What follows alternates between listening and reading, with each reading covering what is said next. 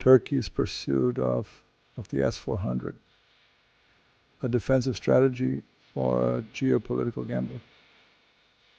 Turkey's acquisition of the S-400 missile defense system from Russia in 2017 marked a significant shift in its foreign policy. Ankara, a long-standing NATO member, opted for the Russian system despite strong objections from its Western allies.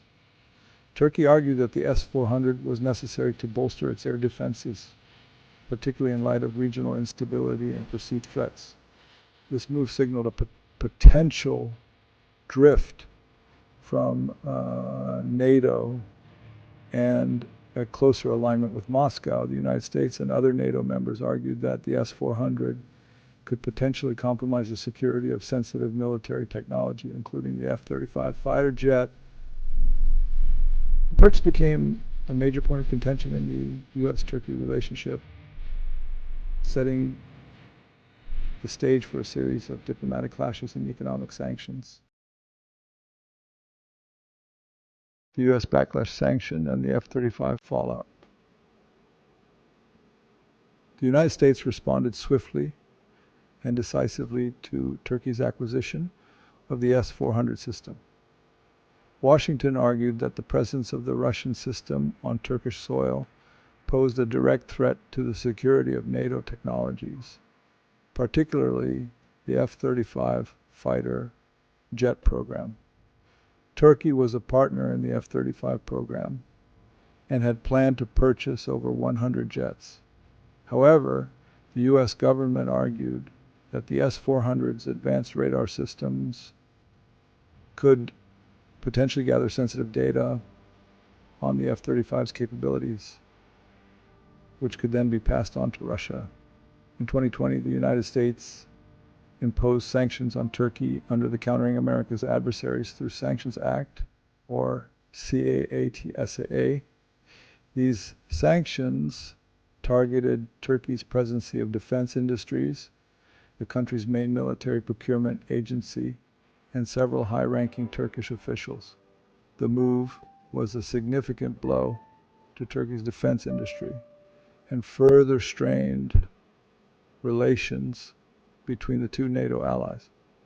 The most immediate consequence of the S-400 purchase was Turkey's expulsion from the F-35 program.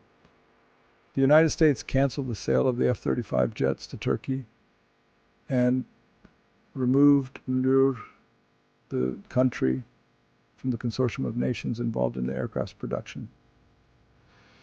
This move was a major setback for Turkey's Air Force modernization plans. The F-35 was intended to be a cornerstone of Turkey's future air power capabilities. A system in limbo, Turkey's unused S-400. Despite the cost, Turkey has yet to fully integrate the S-400 into its air defenses. Delivered in 2019, the S-400 batteries remain dormant, stored at a base in central Turkey. This inactivity raises questions about Turkey's true intentions and its relationship with the West. Analysts speculate Turkey hesitates to activate the S-400 due to tensions with the US and NATO. Meanwhile, Turkey invests in developing its own air defense systems. This push aims to reduce dependence on foreign suppliers and assert strategic autonomy. Turkey's progress on the Cyprus system suggests it may eventually part with the S-400.